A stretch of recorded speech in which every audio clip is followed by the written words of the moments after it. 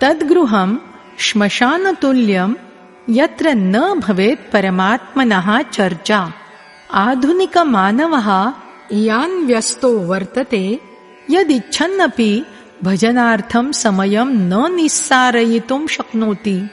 अस्यां परिस्थितौ गीतायाः सन्देशाः कर्णविवरगोचराश्चेद् भवेयुः तदापि परमश्रेयसः समृद्धेश्च संस्काराणां बीजारोपणं वो भवीतीति। भगवद्वाण्याः प्रतीकैः एभिः सान्द्रमुद्रिकाभिः प्रतिदिनं तस्य परमात्मनः स्मरणं जागरिष्यति। इयमेव च भजनस्य आधारशीलास्ति।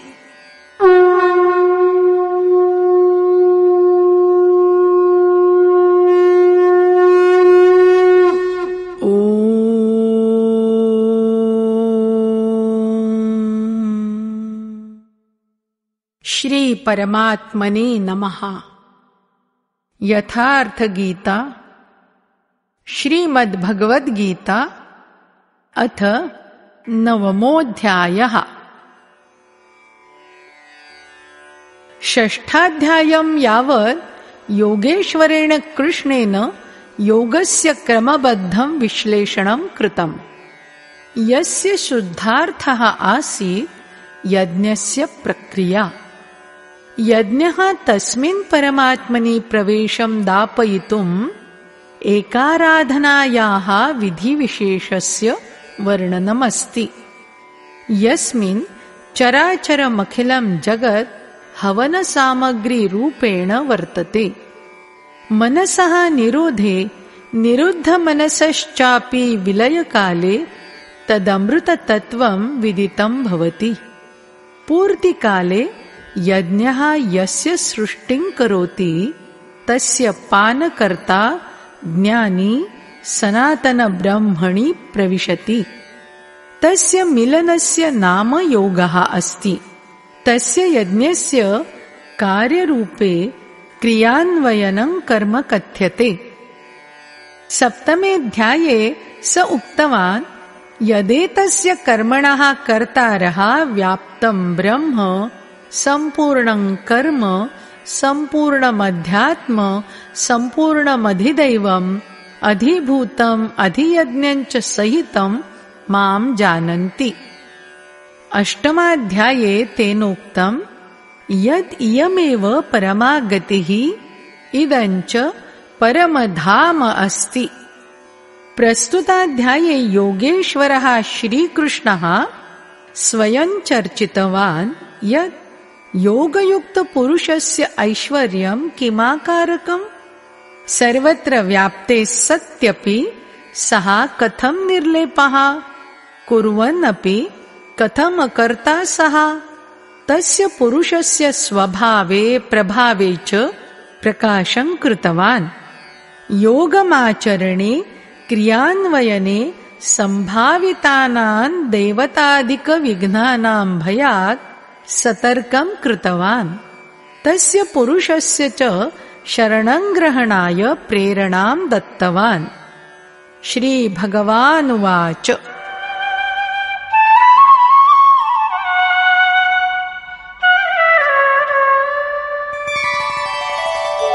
इदं तु ते गुह्यतमं प्रवक्ष्याम्यनसूयवे ज्ञानं विज्ञानसहितं यज्ञात्वा मोक्ष्यसे शुभात्।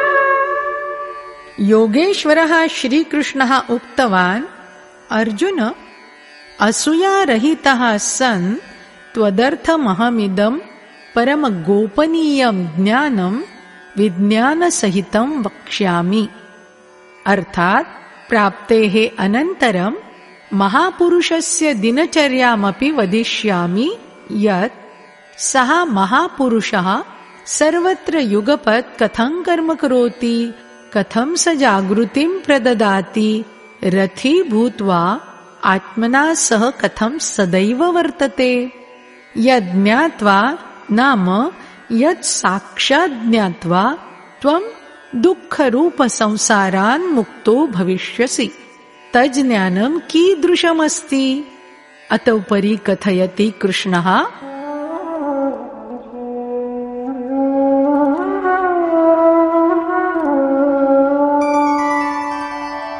राजविद्या राजगुह्यम् पवित्रमिदमुत्तमम् प्रत्यक्षावगमं धर्म्यम् सुसुखं कर्तुमव्ययम्।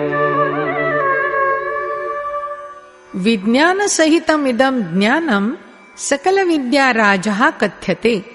विद्यायाः अर्थः भाषाज्ञानं शिक्षा च नास्ति। विद्या हि का ब्रह्मगतिप्रदाया सा विद्या या विमुक्तये। विद्या सा कथ्यते यत् यस्याः सन्निधाने प्राप्ते सति सा विद्या तं सन्निधानमागतं व्यक्तिं समुत्थाय ब्रह्मपथि सञ्चालयन् मोक्षं दद्यात्। यदि मार्गे वृद्धिसिद्धिषु प्रकृतौ च वा क्वचित् जातः अवरोधः तदा सुस्पष्टमस्ति यद् विद्या विफला जाता, सा विद्या नास्ति। इयं राजविद्येवमस्ति या निश्चितरूपेण कल्याणप्रदास्ति। अयं विद्याबोधः समस्तगोपनीयतायाः राजा अस्ति। अविद्याविद्यायाश्च अवगुण्ठनस्य जाते अनावरणे योगयुक्तायाः पश्चात् अनेन मिलनं भवति। इदं ज्ञानम् अतिपवित्रम् उत्तमं प्रत्यक्षं फलदं चास्ति। इतः कर्म कुरु ततः फलं लभस्व इत्थं प्रत्यक्षं फलदमस्ति। नायमन्धविश्वासः यदस्मिन् जन्मनि साधनविधानं कुरु फलं त्वपरजन्मनि मेलिष्यति। अयं परमधर्मः परमात्मना संयुक्तोऽस्ति। विज्ञानसहितमेतत् ज्ञानं सरलम् अविनश्वरं चास्ति। द्वितीयाध्याये योगेश्वरः श्रीकृष्णः प्रावोचत् यत् अर्जुन अस्मिन् योगे बीजस्य नाशः न भवति। अस्य अल्पमपि साधनं जन्ममरणमहद्भयात् उद्धारं करोति। षष्ठाध्याये अर्जुनः श्रीकृष्णम् अपृच्छत् यद् भगवन् शिथिलप्रयत्नवान् साधकः नष्टः भ्रष्टः तु न जायते किम्? श्रीकृष्णेनोत्तरितं यद् अर्जुन पूर्वं तु कर्मज्ञानम् आवश्यकम्, ज्ञानानन्तरं च अल्पमपि साधनं जातं तदा तस्य तस्मिन्नपि जन्मनि कदापि विनाशः न भवति। प्रत्युत तस्य अल्पाभ्यासस्य प्रभावतः प्रत्येकं जन्मनि तदेव साधनं करोति। अनेकजन्मनां परिणामे तत्रैव प्राप्नोति। यस्य नाम परमगतिः परमात्मा च अस्ति। तज्ज्ञानमेव योगेश्वरः श्रीकृष्णः अत्रापि ब्रवीति यदिदं साधनं सरलम् अनश्वरं चास्ति, किन्तु एतदर्थं श्रद्धा नितान्तमनिवार्या।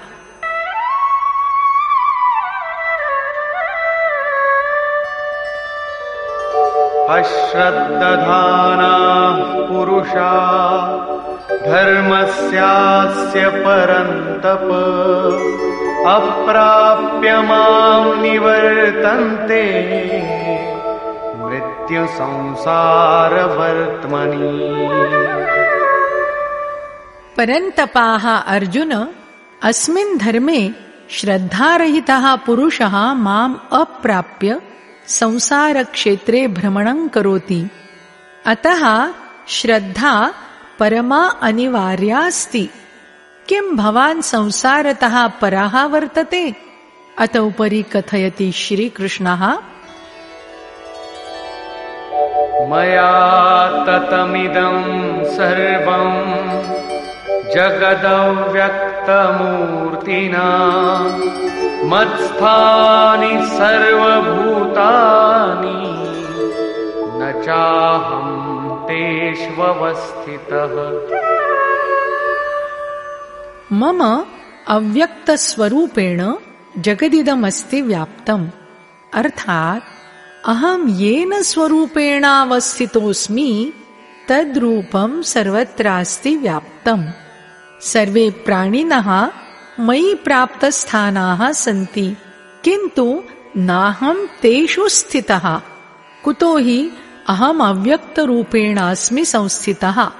महापुरुषः यस्मिन् अव्यक्तरूपे स्थितः भवति ततः एव अव्यक्तस्तरेण वार्तालापं करोति। अस्मिन् क्रमे कथयति अग्रे कृष्णः।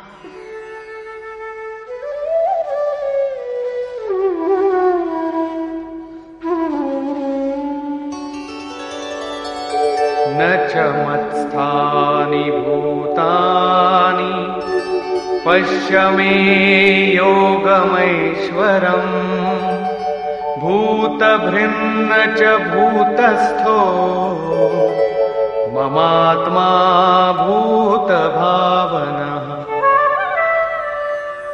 वस्तुतस्तु सर्वे भूताः मयि न स्थिताः सन्ति। कुतो हि ते सन्ति मरणधर्माणः प्रकृत्याश्रिताश्च। किन्तु मम योगमायायाः परमैश्वर्यम् अवलोकय यत् प्राणिनामुत्पन्नकर्ता पोषणकर्ता च ममात्मा भूतेषु न स्थितः अस्ति। अहम् आत्मस्वरूपोऽस्मि, अतएव तेषु भूतेषु नास्मि स्थितः। महापुरुषः यस्मिन् अव्यक्तस्वरूपे तिष्ठति तत एव शरीरं विहाय तत्स्थरेण इति वार्तां करोति। अयमेव योगस्य प्रभावः। इयं सुस्पष्टयितुं योगेश्वरः श्रीकृष्णः प्रददाति दृष्टान्तम्।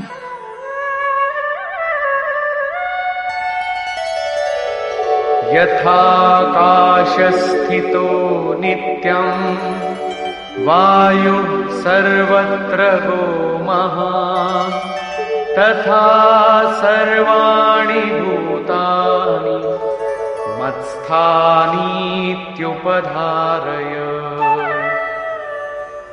यथा आकाशात् समुत्पन्नः वायुः आकाशे सदैव राजते, किन्तु आकाशं मलिनं कर्तुं न प्रभवति। यथार्थतः तथैव सर्वे भूताः मयि स्थिताः सन्ति। इत्थं जानीहि, इत्थमेव आकाशवद् अहं निर्लेपोऽस्मि। ते भूताः मां मलिनं कर्तुं न सक्षमाः। प्रश्नः पूर्णताम् अगच्छत्। एष एव योगस्य प्रभावः। इदानीं योगी किं करोति? अतोपरि वदति कृष्णः। सर्वभूतानि कौन्तेय प्रकृतिं यान्ति मामिकाम् कल्पक्षये पुनस्तानि कल्पादौ विसृजाम्यहम्। अर्जुन, कल्पस्य विलयकाले सर्वे मम प्रकृतिम् अर्थात् स्वभावं लभन्ते, तथा च कल्पादौ तान् भूतान् अहं वारं वारं विसृजामि, नाम विशेषरूपेण सर्जनं करोमि। आसन् तु सर्वे भूताः प्रथमतः एव, किन्तु विकृताः आसन्, तानेव विरचयामि, सज्जयामि। ये सन्ति अचेताः तान् जागरयामि, कल्पार्थं प्रेरयामि। कल्पस्य तात्पर्यमस्ति उत्थानोन्मुखं परिवर्तनम्। आसुरी सम्पदः निःसृत्य यथा यथा पुरुषः दैवी सम्पदि प्रविशति, अतएव कल्पारम्भः यदा च ईश्वरभावं प्राप्नोति जीवः तदैव कल्पक्षयः। स्वकर्म पूरयित्वा कल्पः विलीयते। भजनस्य आरम्भः कल्पस्यादिः भजनस्य पराकाष्ठा च यत्र लक्ष्यं विदितं भवति स एव कल्पान्तः।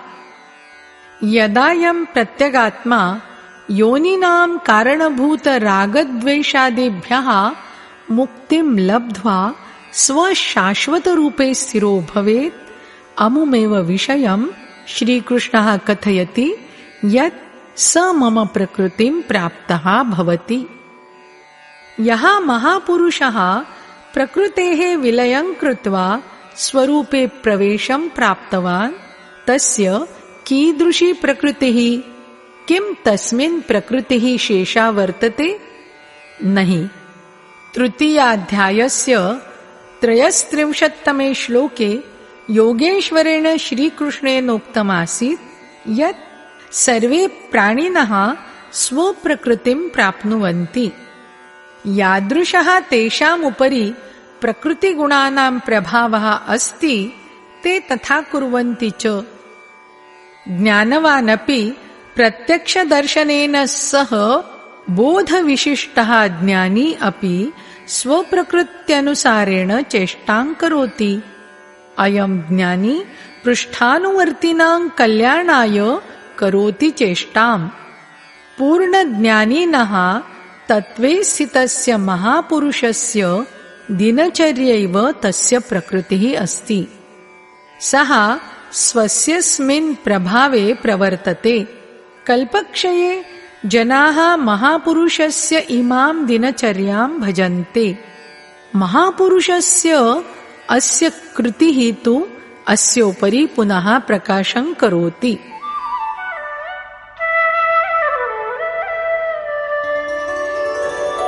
प्रकृतिं स्वामवष्टभ्य विसृजामि पुनः पुनः भूतग्राममिमं कृत्स्नम् अवशं प्रकृतेर्वशात्।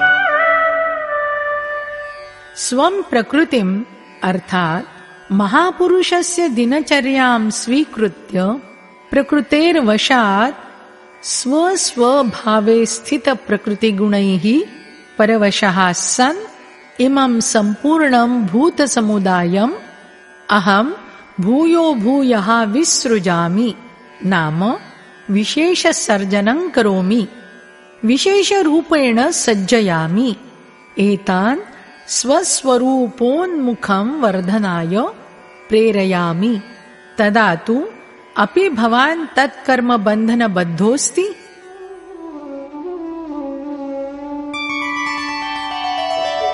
न च मां तानि कर्माणि निबध्नन्ति धनञ्जय उदासीनवदासीनम्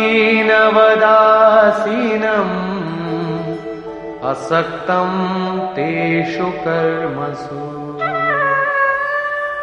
चतुर्थाध्याये 9 श्लोके योगेश्वरेण श्रीकृष्णेन कथितमासीत् यत् महापुरुषस्य कार्यप्रणाली अलौकिकी भवति। अस्मिन् अध्याये तेनोक्तम् अहम् अव्यक्तरूपेण करोमि।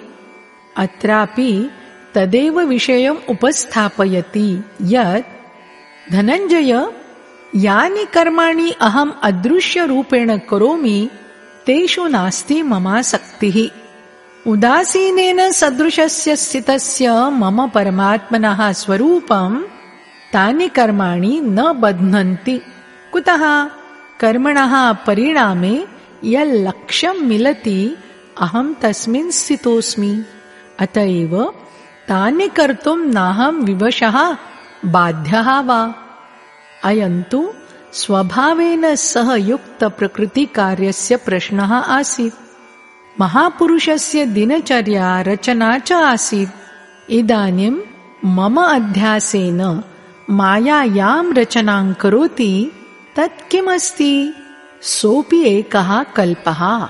मयाध्यक्षेण प्रकृतिः सूयते सचराचरम् हेतुनानेन कौन्तेय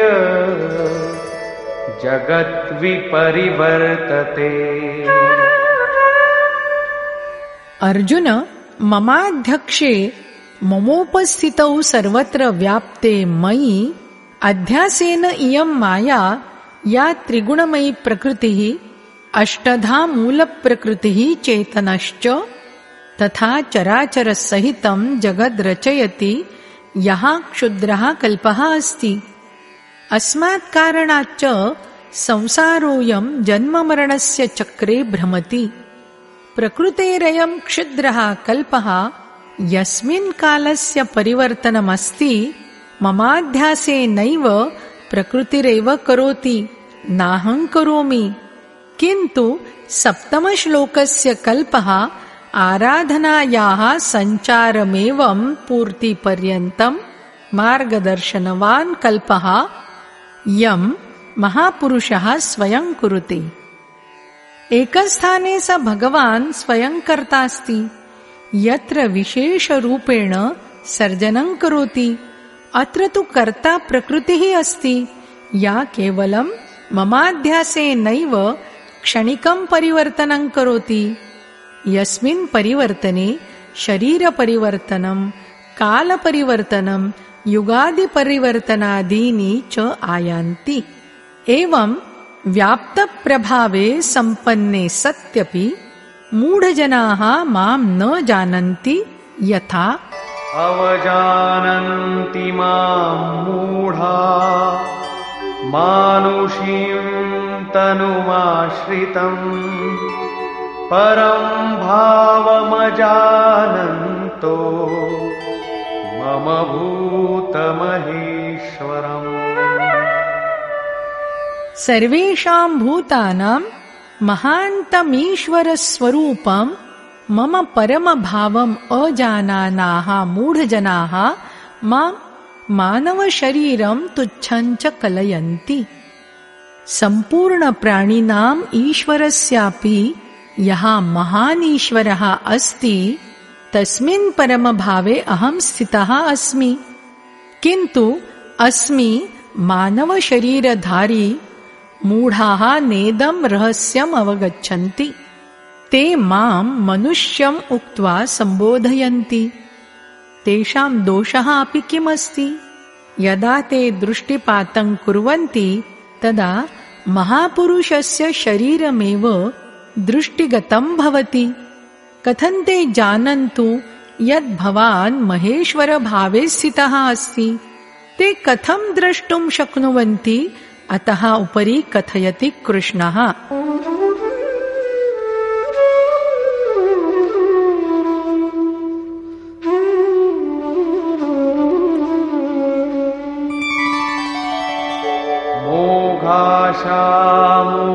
मोघकर्माणो मोघज्ञानाविचेतसः राक्षसीमासुरीं चैव प्रकृतिं मोहिनीं श्रिताः। ते वृथाशाः नाम येषाम् आशा न कदापि पूर्णतामेति। वृथा कर्म नाम बन्धनकारकं कर्म। वृथा ज्ञानं नाम यद् वस्तुतः ज्ञानं नास्ति। विचेतसः नाम विशेषरूपेण अचेताः सन्तः राक्षसानाम् असुराणामिव मोहितस्वभावं धारणं कृतवन्तः सन्ति। अर्थात् आसुरी स्वभाववन्तः वर्तन्ते। एतदर्थं मां मनुष्यं जानन्ति। असुरराक्षसयोः च मनसः एकः स्वभावः अस्ति, न तु काचित् जातिः योनिर्वा। आसुरी स्वभाववन्तः मां न ज्ञातुं शक्नुवन्ति, किन्तु महापुरुषाः मां जानन्ति, भजन्ति च। महात्मानस्तु मां पार्थ दैवीं प्रकृतिमाश्रिताः भजन्त्यनन्यमनसो ध्यात्वा भूतादिमव्ययम्। हे पार्थ, दैवी प्रकृतेः नाम दैवी संपदः समाश्रिताः महात्मजनाः मां सर्वभूतानाम् आदिकारणम् अव्यक्तम् अक्षरञ्च बुद्ध्वा अनन्यमनसा मनसः अन्तराले कमप्यन्यं स्थानं न दत्वा केवलं मयि श्रद्धां निधाय अनवरतं मां भजन्ते। कथं भजन्ति? अत उपरि कथयति कृष्णः।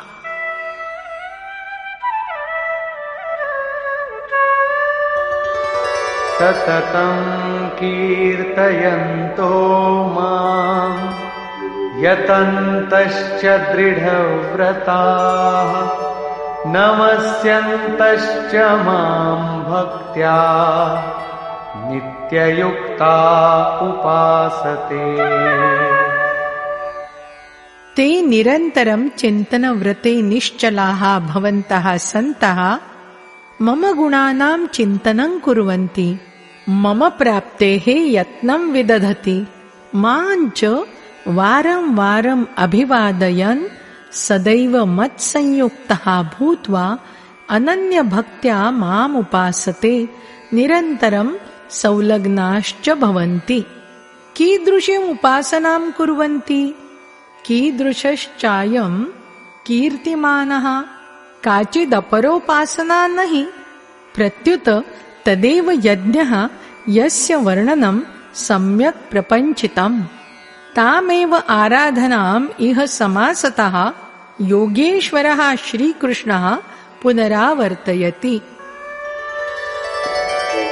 ज्ञानयज्ञेन चाप्यन्ये यजन्तो मामुपासते एकत्वेन पृथक्त्वेन बहुधा विश्वतो मुखम्। तेषु केचन तु सर्वव्याप्तं विराजं परमात्मानं मां ज्ञानयज्ञद्वारा यजन्ते, अर्थात् स्वलाभालाभौ शक्तिञ्चावगत्य कस्मिंश्चित् नियतकर्मयज्ञे प्रवर्तन्ते। केचन तु मामेकत्वभावेन समुपासते, यद् माम् अस्मिन्नैवैकत्वप्राप्तिः अपरे च मां पृथक्कृत्य मयि समर्पिता भूत्वा निष्कामसेवाभावेन माम् उपासते। तथा अन्यप्रकारेणापि बहवः जनाः भजन्ति। कुतो हि एकस्यैव यज्ञस्य इमे उच्चावचाः स्तराः सन्ति। यज्ञस्य आरम्भः सेवया भवति, किन्तु यज्ञस्य अनुष्ठानं भवति कथम्? योगेश्वरः कृष्णः कथयति, यज्ञम् अहं करोमि। यदि महापुरुषः रथी न स्यात् तदा यज्ञः न पूरयिष्यति। तस्यैव निर्देशने साधकः ज्ञातुं शक्नोति यत् साम्प्रतं स तस्मिन् स्तरे वर्तते कियत् यावत् तस्य गतिः।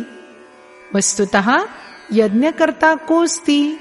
अत उपरि कथयति कृष्णः।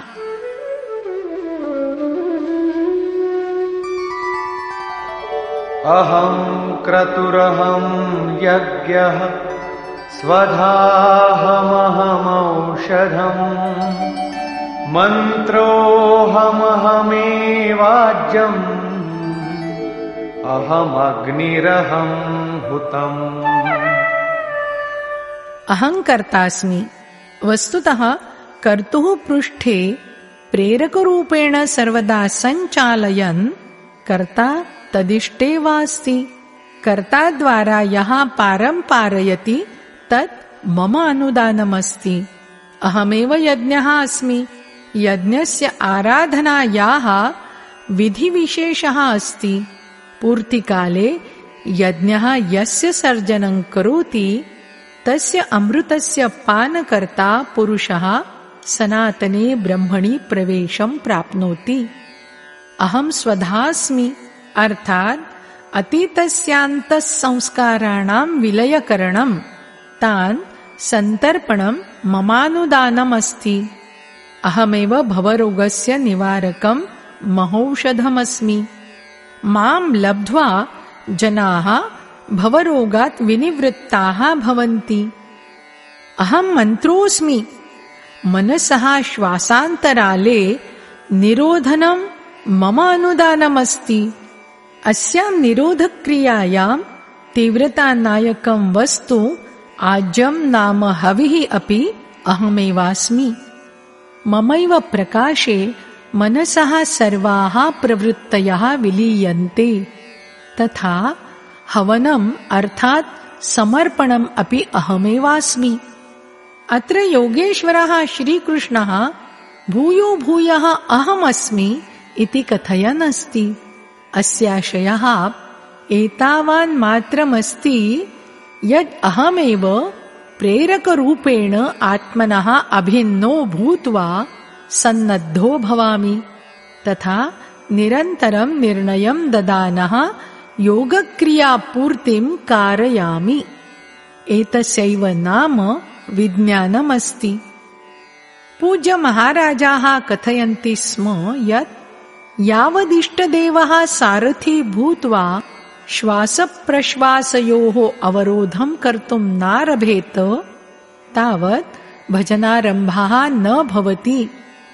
कश्चित् कियदपि नेत्रफलकनिरोधनं विदधीत, भजनं कुर्यात्, शरीरं तापयेत्, किन्तु यावद्यस्य परमात्मनः मम कामना अस्ति स यस्मिन् धरातले अहं स्थितोऽस्मि तस्मिन् धरातले समवतीर्य आत्माभिन्नो भूत्वा जागृतं न भवति तावत् सच्चामुचं मात्रायां भजनस्य स्वरूपं बुद्धौ न प्रविशति। अत एव महाराजाः कथयन्ति स्म मम स्वरूपं गृहाण, अहं सर्वं दास्यामि। श्रीकृष्णः कथयति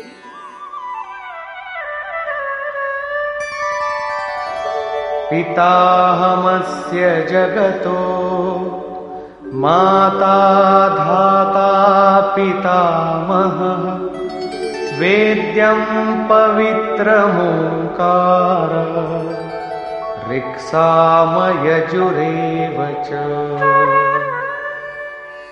अर्जुन, अहमेव संपूर्ण जगतः धाता अर्थात धारणकर्ता अस्मि, पिता अर्थात पालनकर्ता अस्मि, माता अर्थात उत्पन्नकर्ता अस्मि, पितामहः अर्थात मूलोद्गमोऽस्मि यत्र सर्वे प्रवेशं प्राप्नुवन्ति।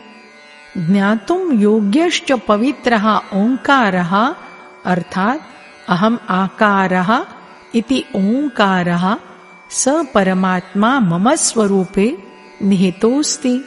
सोऽहं तत्त्वमसि इत्यादि वचांसि परस्परं पर्यायभूतानि सन्ति। एवं बोद्धव्यस्वरूपः अहमस्मि। ऋक् अर्थात संपूर्णा प्रार्थना, साम अर्थात समत्वप्रदायिका प्रक्रिया, यजुः अर्थात यजनस्य विधिविशेषः अपि अहमस्मि। योगानुष्ठानस्य उक्तानि त्रीणि आवश्यकाङ्गानि मत्तः एव जायन्ते। गतिर्भर्ता प्रभुः साक्षी निवास शरणं सुहृत् प्रभवः प्रलयस्थानं निधानं बीजमव्ययम्।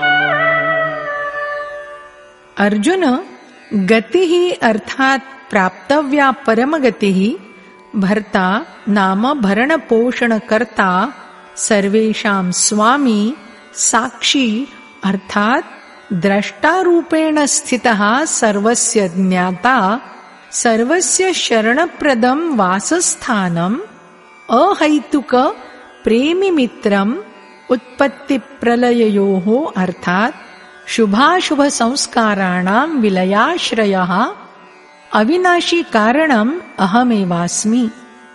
अर्थात अंततो गत्वा यासु प्रवेशो मिलति ताः सर्वाः विभूतयः अहमस्मि।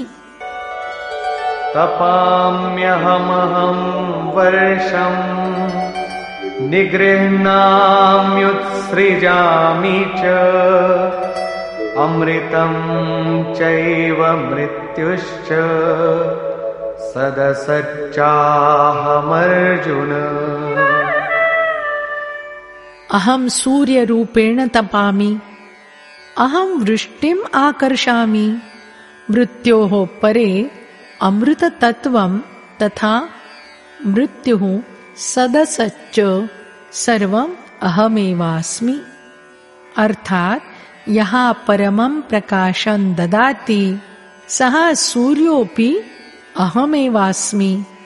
यदा कदा भजमानाः भक्ताः माम् असत् अपि मन्यन्ते ते मृत्युं प्राप्नुवन्ति इत्थं कथयति कृष्णः। त्रैविद्या मां सोमपाः पूतपापा यज्ञैरिष्ट्वा स्वर्गतिं प्रार्थयन्ते ते पुण्यमासाद्य सुरेन्द्रलोकम् अश्नन्ति दिव्यान् दिवि देवभोगान्। आराधना विद्यायाः ऋक्सामयजुस्वरूपाणि यानि त्रीण्यङ्गानि सन्ति यैः अङ्गैः प्रार्थना समत्व यजनक्रियायाः आचरणं कर्तारः सोम अर्थात् चन्द्रमसः क्षीणप्रकाशप्रापकाः पापान्मुक्ताः भूत्वा पुरुषाः पवित्राः सन्तः तस्यैव यज्ञस्य निर्धारितप्रक्रियाद्वारा माम् इष्टरूपेण परिपूज्य स्वर्गाय प्रार्थयन्ति। इयम् एव असतः कामनास्ति। अनया ते मृत्युं लभन्ते, तेषाञ्च पुनर्जन्म भवति। यथा पूर्वश्लोके योगेश्वरः कथितवान् ते पूजयन्ति तु मामेव पूर्वोक्तनिर्धारितविधिना, किन्तु फलरूपेण स्वर्गं याचन्ते। ते पुरुषाः स्वपुण्यस्य फलस्वरूपम् इन्द्रलोकं प्राप्य स्वर्गे देवतानां सुलभं दिव्यभोगं भुञ्जन्ति। अर्थात् इमं भोगमपि अहमेव ददामि। ते तं भुक्त्वा स्वर्गलोकं विशालम् क्षीणे पुण्ये मर्त्यलोकं विशन्ति। एवं त्रयी धर्ममनुप्रपन्ना गतागतं कामकामा लभन्ते। ते उपर्युक्तं विशालं स्वर्गसुखं भोगाञ्च भुङ्क्त्वा पुण्यस्य क्षये जाते सति पुनः मृत्युलोके जन्म गृहीत्वा पुनः म्रियन्ते। अनेन प्रकारेण त्रयीधर्मं नाम प्रार्थनासमत्वयजनानां त्रयाणां विधीनां मध्यतः एकेनैव यज्ञानुष्ठानकर्तारः मम शरणमागताः अपि कामनायुक्ताः पुरुषाः वारं वारं जन्ममृत्युक्लेशं वहन्ति, किन्तु तेषां मूलनाशः कदापि न भवति। कुतो हि अस्मिन् योगपथे बीजस्य नाशः न भवति, किन्तु ये कामपि कामनां न कामयन्ते ते किं प्राप्नुवन्ति? अनन्याश्चिन्तयन्तो मां ये जनाः पर्युपासते तेषां नित्याभियुक्तानां योगक्षेमं वहाम्यहम्। अनन्यभावेन मयि स्थिताः ये भक्तजनाः मां परमात्मस्वरूपं निरन्तरं ध्यायन्ति पर्युपासते नाम लेशमात्र त्रुटिं न कृत्वा माम् अर्चन्ति तेषां नित्यम् एकीभावेन संयुक्तानां पुरुषाणां योगक्षेमम् अहं स्वयं वहामि। अर्थात् तेषां योगस्य सुरक्षायाः च दायित्वं स्वपाणौ धारयामि। एवं सत्यपि जनाः अन्यदेवान् भजन्ते।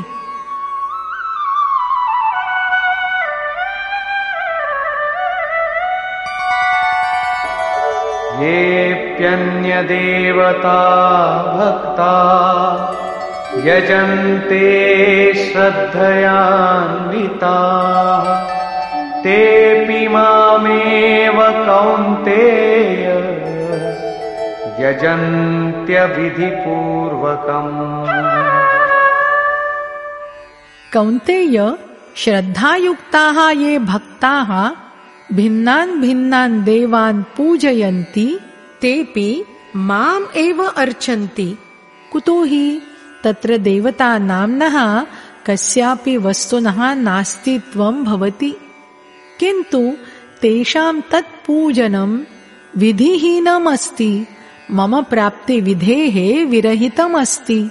अत्र योगेश्वरः श्रीकृष्णः द्वितीयवारं देवानां प्रकरणं जग्राह। सर्वप्रथमं सप्तमाध्यायस्य 20तमश्लोकात् 23तमश्लोकं यावत् तेनोक्तम्, अर्जुन, कामनाभिः येषां ज्ञानस्य अपहरणम् अभवत् एवं भूताः मूढबुद्धिपुरुषाः अन्यदेवान् पूजयन्ति। यत्र पूजयन्ति तत्र देवाभिधाना कापि सक्षमा सत्ता न वर्तते, परन्तु पिप्पले, प्रस्तरे, भूते, भवान्याम् अथवा अन्यत्र यत्र कुत्रापि तेषां श्रद्धा विनम्रायते तत्र न कोऽपि देवः। अहमेव सर्वत्र वर्ते, तत्रापि अहमेव उपस्थितः भूत्वा तेषां श्रद्धां तेषु स्थानेषु स्थिरां करोमि। अहमेव फलस्यापि विधानं करोमि। फलं यच्छामि च। फलं निश्चितरूपेण मिलति, किन्तु तत्फलं नश्वरमस्ति। अद्यास्ति तर्हि श्वः भोगे आगमिष्यति, न क्षति च। यदा तु मम भक्तः नष्टः न भवति। अतस्ते मूढबुद्धयः येषां ज्ञानस्य अपहरणं जातं ते एव अन्यदेवानां पूजां विदधति। प्रस्तुताध्यायस्य 23श्लोकतः 25श्लोकं यावत् योगेश्वरः श्रीकृष्णः पुनरावृत्तिं करोति यत् अर्जुन, ये श्रद्धया अन्यान् देवान् यजन्ते ते मामेव अभिवन्दन्ते, किन्तु एतत् पूजनं विधिविगर्हितं। तत्र देवतानाम्नः न किमपि सशक्तं वस्तु, तेषां प्राप्तिविधिः अलीका। साम्प्रतमुदेति प्रश्नः, यदा ते प्रकारान्तरेण भवन्तमेव पूजयन्ति फलमपि च लभन्ते तर्हि इतरदेवपूजने को दोषः? अहं हि सर्वयज्ञानां भोक्ता च प्रभुरेव च न तु मामभिजानन्ति तत्त्वेनातश्च वन्ति ते।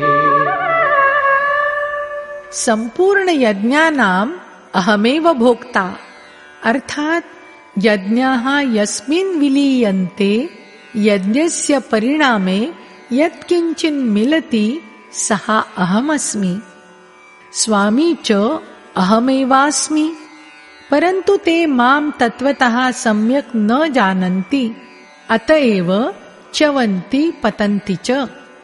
अर्थात ते काचिदन्येषु देवेषु पतन्ति, तत्त्वतः ते न जानन्ति तावत् कामनाभिः अपि पतन्ति। तेषां का गतिः?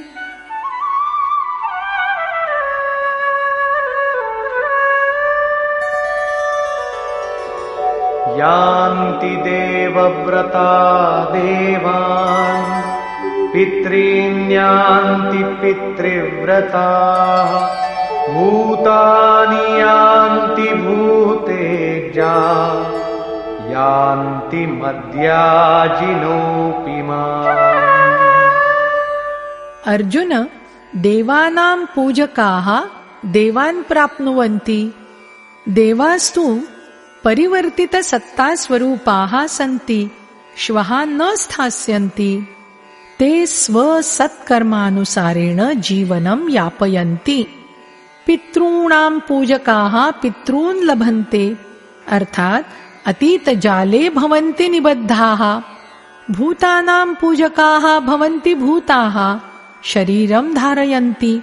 मम च भक्ताः मां प्राप्नुवन्ति। ते मम साक्षात् स्वरूपाः सन्ति, तेषां पतनं न भवति। एतदेव न हि मम पूजायाः विधानमपि सरलं सुकरं सुलभं सुगमं चास्ति। पत्रं पुष्पं फलं तोयं यो मे भक्त्या प्रयच्छति तदहं भक्त्युपहृतम् अश्नामि प्रयतात्मनः।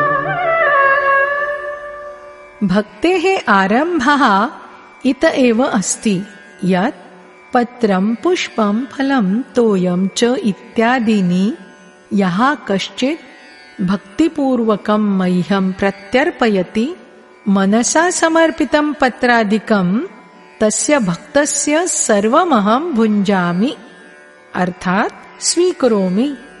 अतएव यत्करोषि यदश्नासि यज्जुहोषि ददासि यत्तपस्यसि कौन्तेय तत्कुरुष्व मदर्पणम्। अर्जुन, त्वं यत्कर्म करोषि, यत् खादसि, यद् हवनं करोषि, यत् समर्पणं करोषि, यद् दानं ददासि, मनसा सहितम् इन्द्रियं यन्ममानुरूपं तापयसि, उक्तं सर्वं मह्यं समर्प्य, अर्थात् मां प्रति समर्पितो भूत्वा पूर्वोक्तं सर्वं कुरु। समर्पणक्रियया योगक्षेमस्य दायित्वम् अहं स्वयं पालयिष्यामि। शुभाशुभफलैरेवं मोक्ष्यसे कर्मबन्धनैः सन्न्यासयोगयुक्तात्मा विमुक्तो मामुपैष्यसि। अनेन प्रकारेण सर्वस्वस्य न्यासद्वारेण प्राप्तसन्न्यासयोगेन युक्तः त्वं शुभाशुभफलदायककर्मणां बन्धनेन मुक्तो भूत्वा मां प्राप्स्यसि। उपर्युक्तत्रिषु श्लोकेषु योगेश्वरः श्रीकृष्णः क्रमबद्धसाधनस्य तस्य परिणामस्य च चित्रणं कृतवान्। आदौ पत्रपुष्पजलादीनां पूर्णश्रद्धयार्पणं, द्वितीयश्लोके समर्पितो भूत्वा कर्माचरणं, तृतीये च श्लोके पूर्णसमर्पणेन साकं सर्वस्वत्यागः। एतेषां द्वारेण कर्मबन्धनात् विमुक्तो भविष्यसि। मुक्त्या किं प्राप्स्यसि? उक्तवान्, मां प्राप्स्यसि। अत्र मुक्तिः भुक्तिः च परस्परमेका द्वितीयायाः पूरिके स्तः। भवतः प्राप्तिरेव मुक्तिः, तर्हि तेन को लाभः? अत उपरि कथयति कृष्णः। समोऽहं सर्वभूतेषु न मे द्वेषोऽस्ति न प्रियः ये भजन्ति तु मां भक्त्या मयि ते तेषु चाप्यहम्। सृष्टौ न मम कश्चित् प्रियः न च द्वेष्यः, किन्तु यः अनन्यभक्तः अस्ति स मयि अहं च तस्मिन् वसामि। अयमेष ममैकमात्रं सम्बन्धः, तस्मिन्नेव परिपूर्णः भवामि। मयि भक्ते च न कोऽप्यन्तरः शिष्यते। तदा तु बहुभागशालिनः भक्ताः एवं भजनं कुर्वन्तः भविष्यन्ति। भजनस्य अधिकारः कस्य? अत उपरि योगेश्वरः कथयति, अपि चेत् सुदुराचारो भजते मामनन्यभाक् साधुरेव समन्तव्यः सम्यग्व्यवसितो हि सः। जघन्य पापकर्ता दुराचारः माम् अनन्यभावेन अर्थात् अन्य न मदतिरिक्तं कमपि अन्यं वस्तुदेवं वा न भजित्वा केवलं माम् एव अनवरतं भजति स साधुरेव माननीयः। इदानीं सः साधुत्वम् अप्राप्तः अस्ति, किन्तु तस्य साधुत्वसिद्धौ सन्देहोऽपि न वर्तते।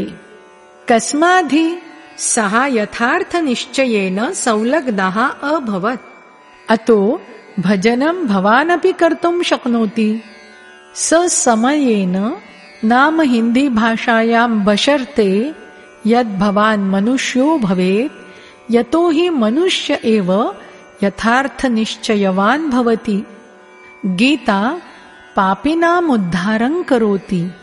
क्षिप्रं भवति धर्मात्मा शश्वच्छान्तिं निगच्छति कौन्तेय प्रतिजानीहि न मे भक्तः प्रणश्यति। तथा च पथिकः अस्य भजनस्य प्रभावतः स दुराचारोऽपि शीघ्रमेव धार्मिकः भवति। परमधर्मेण परमात्मना संयुज्यते तथा सर्वदैव स्थातुमर्हां परमशान्तिं प्राप्नोति। कौन्तेय, त्वं निश्चयपूर्वकं जानीहि यत् मम भक्तः कदापि न नश्यति। यथैकस्मिन् जन्मनि पारं न आप्तवान् तर्हि अग्रिमे जन्मनि तेनैव साधनेन शीघ्रमेव परमशान्तिं लभते। अतः सदाचारस्य दुराचारस्य च सर्वेषां भजनस्य अधिकारः अस्ति।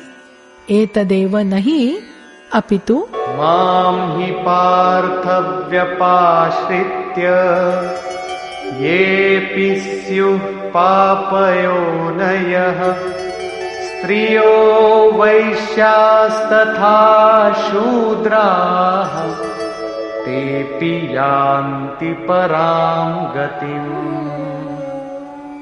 पार्थ, स्त्री वैश्य शूद्रादयः ये केचन पापयोनयः ते सर्वे माम् आश्रित्य परमां गतिं लभन्ते। अतः गीतेयं मनुष्यमात्रस्य हिताय अस्ति। कामं स किमपि कुर्वन् भवेत्, कुत्रापि गृहीतजन्मा स्यात्, सर्वेषां कृते गीता इयम् एकसमानकल्याणस्य उपदेशं करोति। गीता सार्वभौमा वर्तते। पापयोनिः नाम 16 अध्याये कथितम्। आसुरीवृत्तेः लक्षणानाम् अन्तर्गतं भगवता प्रतिपादितं यत् शास्त्रविधिं विहाय नाममात्रस्य यज्ञैः सदम्भं ये यजनं कुर्वन्ति ते नराधमाः। यज्ञस्तु वर्तते एव नहि, किन्तु नामकरणं कृतवन्तः सदम्भं च यजन्ते स क्रूरकर्मा पापाचारः अस्ति। वैश्यशूद्रादयः भगवत्पथः सोपानानि सन्ति। नारीणां प्रति कदाचित् हीनतायाः भावना आसीत्, किन्तु योगप्रक्रियायां स्त्रीपुरुषयोः समानमेव प्रवेशः अस्ति।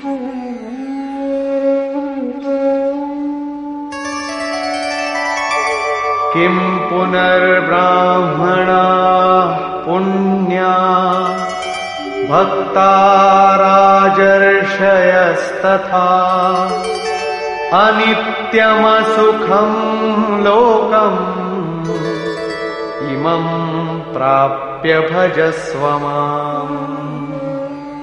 पुनस्तु ब्राह्मणराजर्षि क्षत्रियभक्तानां कृते किमस्ति कथनीयम्? ब्राह्मणः एकस्याः अवस्थायाः विशेषः एव, यस्मिन् ब्रह्मणि प्रवेशं दापयितुं सर्वाः योग्यताः विद्यमानाः मिलन्ति। शान्तेः, आर्जवस्य, अनुभवस्य, उपलब्धेः, ध्यानस्य, इष्टस्य च निर्देशेन यस्मिन् गन्तुं क्षमता विद्यते, इयमेव ब्राह्मणस्य अवस्था। राजर्षिः क्षत्रियेषु वृद्धीनां सिद्धीनां च सञ्चारः, शौर्यस्य, स्वामिभावस्य, अपलायनस्य स्वभावः वर्तते। अस्मिन् योगस्तरे प्राप्ताः योगिनः तु पारयन्ति एव, तेषां कृते नास्ति किमपि वक्तव्यम्। अतएव अर्जुन, त्वं सुखरहितं क्षणभङ्गुरम् इदं मनुष्यशरीरं प्राप्य ममैव भजनं कुरु। अस्य नश्वरशरीरस्य ममत्वे पोषणे समयं नष्टं मा कार्षीः। योगेश्वरः श्रीकृष्णः अत्र चतुर्थवारं ब्राह्मणक्षत्रियवैश्यशूद्राणां चर्चां कृतवान्। द्वितीयाध्याये तेनोक्तं यत् क्षत्रियस्य कृते युद्धात् उत्तमं कल्याणस्य किमपि मार्गं नास्ति। तृतीयाध्याये तेनोक्तं यत् स्वधर्मे निधनमपि श्रेयस्करमस्ति। चतुर्थाध्याये तेनोक्तं यत् वर्णचतुष्टयस्य रचनाम् अहम् अकरवम्।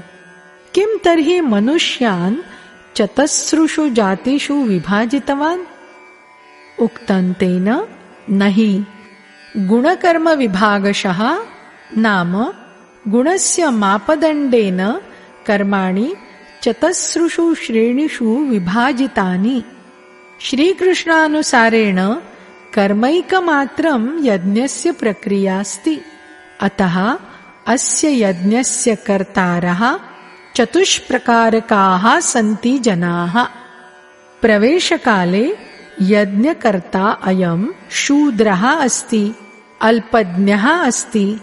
किञ्चित् कर्मसम्पादनानन्तरं काचित् क्षमता समायाता, आत्मिकसम्पत्तेः समभवत् सङ्ग्रहः, तदा तु तत्रैव यज्ञकर्ता अभवत् वैश्यः।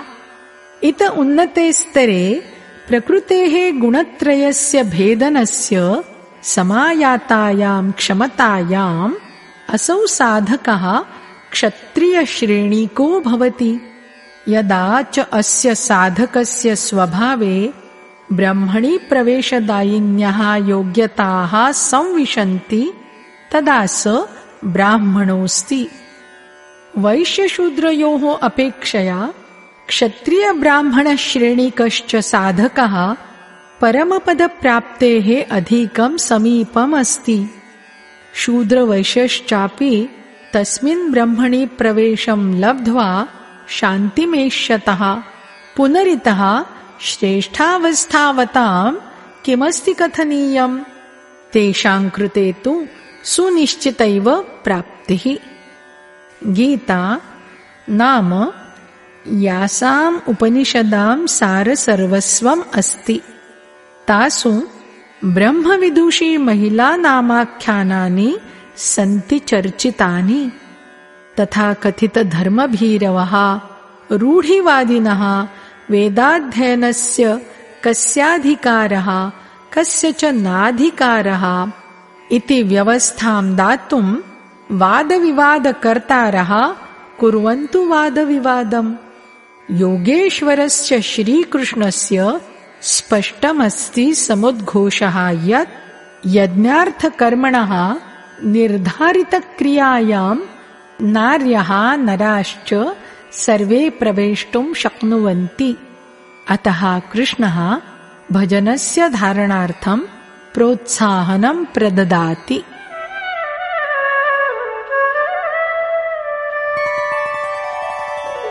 मन्मना भव मद्भक्तो मद्याजी मां नमस्कुरु मामे वैश्यसि युक्त्वैवम् आत्मानं मत्परायणः। अर्जुन, मम मनोनुकूलं तव मनः भवेत्। मदतिरिक्तमन्ये भावाः तव मनसि नागन्तुं शक्नुयुः। त्वं मम अनन्यभक्तः असि। निरन्तरं चिन्तने संलग्नो भव। श्रद्धासहितः निरन्तरं ममैव पूजनं विधेहि, मामेव च नमस्कुरु। अनेन प्रकारेण मम शरणागतः स्वात्मानं एकीभावेन मयि सन्निवेश्य त्वं मामेव प्राप्स्यसि, अर्थात् मया सह एकतां प्राप्तं करिष्यसि। निष्कर्षः। अस्य अध्यायस्य आरम्भे श्रीकृष्णेनोक्तम्, अर्जुन, तव दोषरहितस्य भक्तस्य कृते इदं ज्ञानम् अहं विज्ञानसहितं वक्ष्यामि। यज्ज्ञात्वा किमपि ज्ञेयं न अवशिष्यति।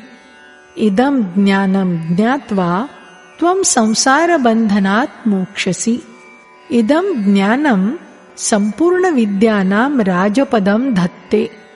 विद्या सा अस्ति या परमब्रह्मणि प्रवेशं दापयेत्। इदं ज्ञानं तस्याः विद्यायाः अपि राजा अस्ति, अर्थात् निश्चितरूपेण कल्याणकारिका अस्ति। इदं ज्ञानं प्रत्यक्षफलदायकं, साधनायां सरलम् अनश्वरं चास्ति। अल्पमपि एतस्य साधनेन साधकः पारं लगेत्। तदा अस्य ज्ञानस्य कदापि नाशः न भवति। प्रत्युदस्य ज्ञानस्य प्रभावतः स साधकः परमश्रेयः यावत् प्राप्नोति। किन्तु अस्मिन् ज्ञानराजे अस्ति एकः पणः, समयः, हिन्दीभाषायां शर्त वा। श्रद्धाविहीनाः पुरुषाः परमगतिम् अप्राप्य संसारचक्रे पर्यटन्ति। योगेश्वरः श्रीकृष्णः योगस्य ऐश्वर्यस्य अपि उपरि प्रकाशं प्रससार। दुःखस्य संयोगस्य वियोगः एव योगः कथ्यते, अर्थात् यः संसारस्य संयोगवियोगाभ्यां सर्वथोन्मुक्तो वर्तते तस्य अस्ति नाम योगः। परमतत्त्वस्य परमात्मनः मीलनस्य नाम अस्ति योगः। परमात्मनः प्राप्तिरेव योगस्य पराकाष्ठा अस्ति। यः अस्मिन् योगे प्रवेशं प्राप्तवान् तस्य योगिनः प्रभावम् अवलोकय, यत् सम्पूर्णजीवानां स्वामी पोषणकर्तापि ममात्मा तेषु भूतेषु नास्ति स्थितः। अहम् आत्मस्वरूपे स्थितोऽस्मि, स एवास्मि। यथाकाशे समुत्पन्नः वायुः गगने एव विराजते, किन्तु गगनं मलिनं कर्तुं न पारयति। तेनैव प्रकारेण सम्पूर्णभूतेषु संस्थितोऽस्मि, किन्तु अहं न तेषु लिप्तः अस्मि। अर्जुन, कल्पादौ अहं भूतान् विशेषप्रकारेण रचयामि, सुसज्जयामि। कल्पस्य च पूर्तिकाले सर्वे भूताः मम प्रकृतिम् अर्थात् योगारूढ महापुरुषस्य दिनचर्यां तेषाम् अव्यक्तभावं च प्राप्ताः भवन्ति। यद्यपि महापुरुषाः प्रकृतितः पृथक् सन्ति, किन्तु प्राप्तेः अनन्तरं स्वभावे स्वयं स्थितः भूत्वा लोकसंग्रहाय यः कार्यं करोति सा तस्य दिनचर्या अस्ति। अस्याः दिनचर्यायाः कार्यकलापं तस्य महापुरुषस्य प्रकृतिम् उक्त्वा सम्बोधितम् अस्ति।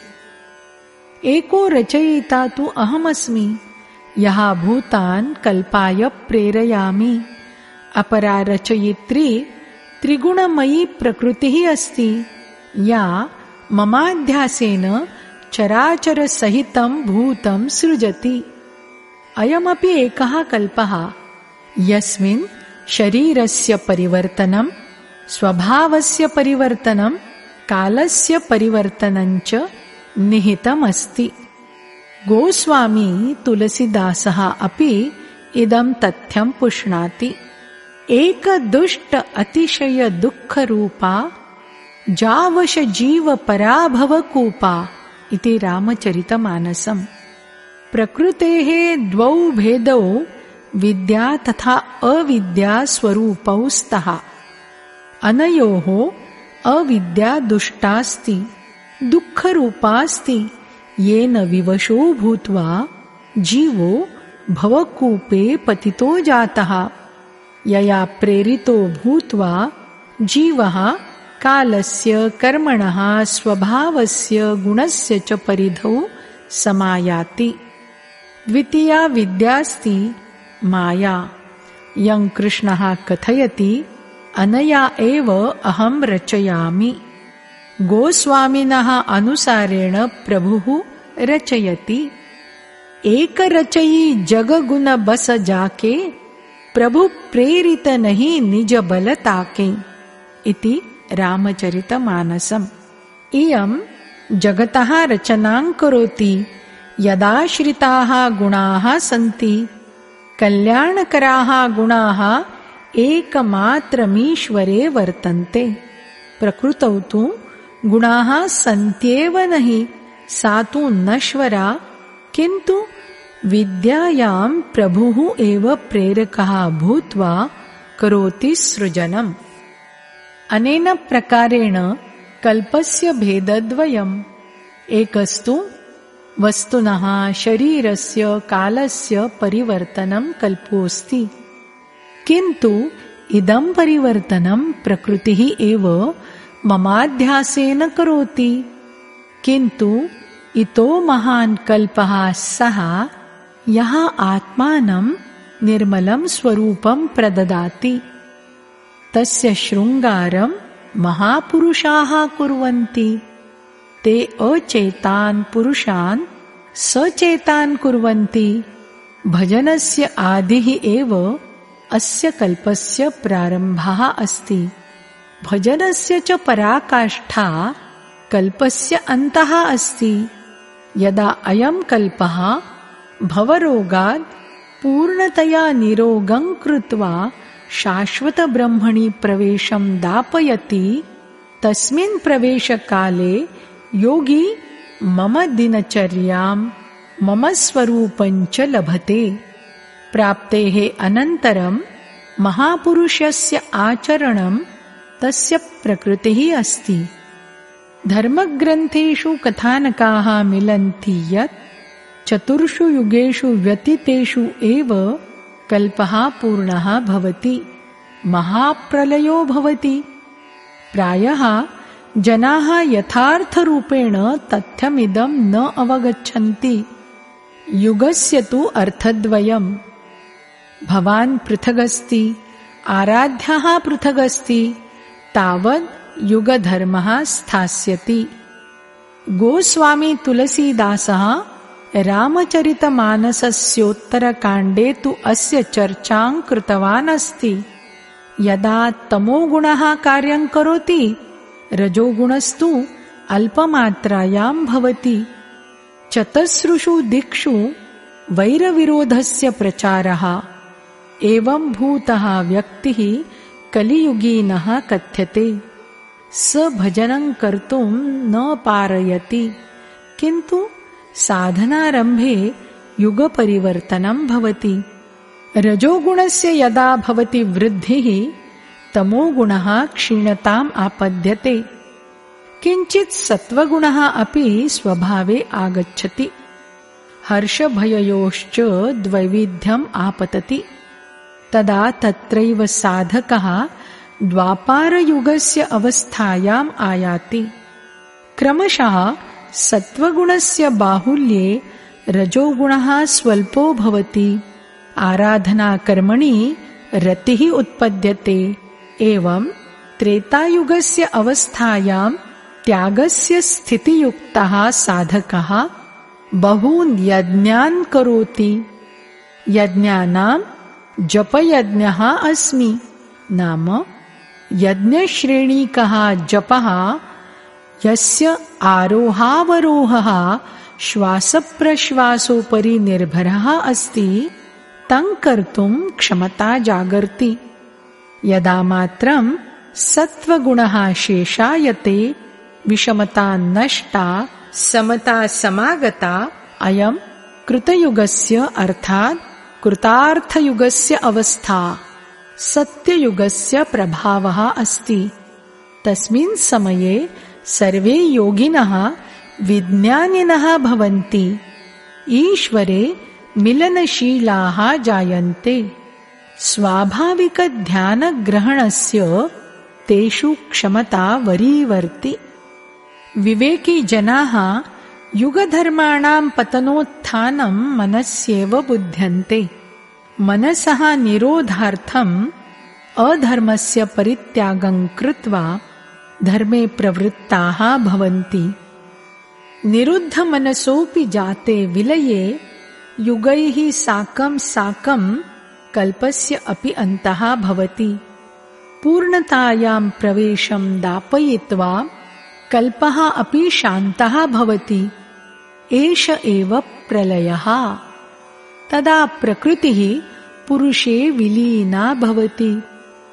तदनन्तरं महापुरुषस्य या जीवनी नाम जीवनपद्धतिः, सैव तस्य प्रकृतिः अस्ति, तस्य स्वभावः अस्ति।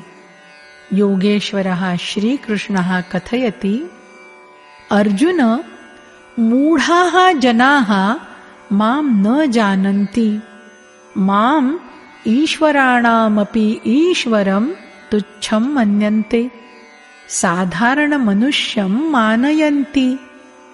प्रत्येकं महापुरुषस्य जीवनेन सह इयं विडम्बना आसीत् स्थिता, यत् तत्कालीनसमाजः तेषाम् उपेक्षां कृतवान्। तेषां सबलं विरोधः अभवत्। श्रीकृष्णः अपि न अभवत् अस्य नियमस्य अपवादः। स कथयति, यदहं परमभावे स्थितोऽस्मि, किन्तु शरीरं मदीयं मनुष्यस्य एव अस्ति। अतः मूढाः पुरुषाः मां तुच्छं कथयित्वा मनुष्यमुक्त्वा सम्बोधयन्ति। एतादृशाः जनाः वृथाशावन्तः, व्यर्थकर्मवन्तः, व्यर्थज्ञानवन्तः सन्ति। यदि मे कुर्युः किमपि ब्रूयुः, किमपि यथाइत्थं कथयेयुः, न वयं कामनां कुर्मः बभुवुः निष्कामकर्मयोगिनः। ते आसुरी स्वभाववन्तः मां न शक्नुवन्ति बोद्धुम्। किन्तु दैवीसम्पद्युता जनाः मम ध्यानम् अनन्यभावेन कुर्वन्ति, मम गुणानां सर्वदा चिन्तनं कुर्वन्ति। अनन्योपासनायाः अर्थात् यज्ञार्थकर्मणः द्वौ पन्थानौ स्तः। प्रथमस्तु ज्ञानयज्ञः, अर्थात् स्वबलेन स्वशक्तिं ज्ञात्वा तस्मिन् नियतकर्मणि प्रवर्तनम्। अपरः पन्थाः स्वामीसेवकभावनायाः संस्थापनम्, यस्मिन् सद्गुरुं प्रति समर्पितः भूत्वा तदेव कर्म क्रियते। इत्युभाभ्यां दृष्टिभ्यां जनाः माम् उपासते, किन्तु तेषां माध्यमेन ये पारं गच्छन्ति सः यज्ञः, तद्हवनं, तस्य कर्ता श्रद्धौषधिश्च, येन भवरोगस्य चिकित्सा भवति, अहमेवास्मि। अन्ततः या गतिर्प्राप्ता भवति सा गतिः अपि अहमस्मि। अमुं यज्ञं जनाः त्रैविद्याः नाम प्रार्थना, यजनं, समत्वञ्च प्रदानकारकविधिभिः सम्पादनं कुर्वन्ति, किन्तु तस्य प्रतिफलरूपे स्वर्गं कामयन्ते। तदा अहं स्वर्गमपि ददामि। तस्य प्रभावेण ते देवेन्द्रपदं प्राप्तं कुर्वन्ति। दीर्घकालं यावत् ते तत्पदं भुञ्जन्ति, किन्तु पुण्यस्य क्षयिते सति पुनर्जन्म लभन्ते। तेषां क्रियापद्धतिः आसीत् समीचीना, किन्तु भोगकामनायाः शेषत्वात् पुनर्जन्म लभन्ते। अतः भोगानां कामना न कर्तव्या। यः अनन्यभावेन, अर्थात् मदतिरिक्तम् अपरः नास्ति कोऽपि, एवं भावेन यः निरन्तरं मम चिन्तनं करोति, भजने मनागपि न्यूनता न भवेत् इति सावधानतया ये भजन्ति, तेषां योगस्य सुरक्षायाः भारम् अहं स्वकराभ्यां धारयामि। इत्येवं भूतहितरते मयि केचन जनाः परित्यज्य मां विभिन्नदेवानाम् अर्चनां कुर्वन्ति, किन्तु सा अर्चना मम प्राप्तेः विधिः नास्ति। नैतत्ते जानन्ति यदहं सम्पूर्णयज्ञानां भोक्तास्मि, अर्थात् तेषां पूजायाः परिणामे नाहं मिलामि। एतस्मात् तेषां पतनं भवति। ते देवता, भूत अथवा पितॄणां कल्पितरूपे निवासं कुर्वन्ति। यदा तु मद्भक्तः मयि निवसति मम स्वरूपो भवति। योगेश्वरः श्रीकृष्णः पूर्वोक्तयज्ञार्थकर्मजातम् अतीव सुगमं सरलञ्च उक्तवान्। कोऽपि भक्तः फलं, पुष्पं, पत्रादिकं च मह्यं श्रद्धया निवेदयति, तत्सर्वमहं स्वीकरोमि। अतः अर्जुन, त्वं यत् किञ्चिदाराधनां करोषि तत्सर्वं मे समर्पय। यदा सर्वस्वस्य त्यागः भविष्यति तदा त्वं योगयुक्तः सन् कर्मबन्धनान्मुक्तः भविष्यसि। मुक्तिश्चेयं मम स्वरूपमस्ति। संसारे सर्वे प्राणिनः सन्ति मामकाः। कैः अपि प्राणिभिः सह न मे वैरं न च प्रीतिः। अहं तटस्थोऽस्मि, किन्तु ये सन्ति मम अनन्यभक्ताः तेषु अहं, ते च मयि। कश्चित् अत्यन्तदुराचारः जघन्यतमः पाप एवं कथं न स्यात्। पुनरपि सः अनन्यश्रद्धया भक्त्या च मां भजते चेत् तदा तु साधुरूपेण समादरणीयः सम्माननीयश्च तस्य निश्चयः स्थिरः अस्ति। तर्हि स शीघ्रमेव परमे ब्रह्मणि संयुज्यते। तदा स्थितां शाश्वतीं शान्तिं च सुतरां समालभते। अत्र तु कृष्णेन सुविवेचितं यत् कोऽस्ति धार्मिकः सृष्टौ गृहीतजन्मानः केऽपि प्राणिनः चेद् अनन्यभावेन एकं परमात्मानम् अर्चन्ति तस्य चिन्तनं कुर्वन्ति तर्हि ते प्राणिनः धार्मिकाः भवन्ति। अतस्ते धार्मिकाः ये मात्रैकपरमात्मनः भजनं कुर्वते। अन्ततः ददाति आश्वासनं यत् अर्जुन मम भक्तः कदापि नष्टो न भवति। भक्तस्तु भवेत् शूद्रः, भवेत् आदिवासी, भवेत् नीचः, भवेत् अनादिवासी, भवेत् किमपि नामधारी, भवेत् पुरुषः, भवेत् नारी, भवेत् पापयोनिः, भवेत् तिर्यग्योनिः। इत्थं योऽपि कोऽपि प्राणी पूर्वोक्तवर्गतः चेत् मम शरणम् आश्रयते तर्हि परमं श्रेयः प्राप्नोति। अतएव अर्जुन सुखरहितं क्षणभङ्गुरं किन्तु दुर्लभं मानवशरीरं सम्प्राप्य मम भजनं कुरु। पुनस्तु ये ब्रह्मणि प्रवेशकारयित्रिभिः योग्यताभिः सन्ति सम्पन्नाः, ये ब्राह्मणस्तरेण राजर्षिसंस्तरेण च भजन्ति, एतादृशानां योगिनां तु विषये नास्ति किमपि वर्णनीयम्। ते स्वतः पारंगताः सन्ति। अतो हि अर्जुन निरन्तरं मन्मनाः सम्भूय निरन्तरं नमस्क्रियां विधेहि। इत्थं त्वं मम शरणागतः सन् मां प्राप्स्यसि, यतः पुनः पृष्ठानुवर्तनं न भविष्यति। प्रस्तुताध्याये भाष्ये तस्याः विद्यायाः सम्बन्धे प्रकाशः कृतः श्रीकृष्णेन।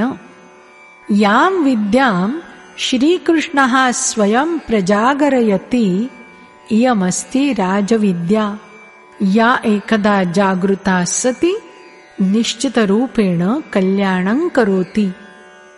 ॐ तत्सदिति श्रीमद्भगवद्गीतासूपनिषत्सु ब्रह्मविद्यायां योगशास्त्रे श्रीकृष्णार्जुनसंवादे राजविद्याजागृति नाम 9मोऽध्यायः।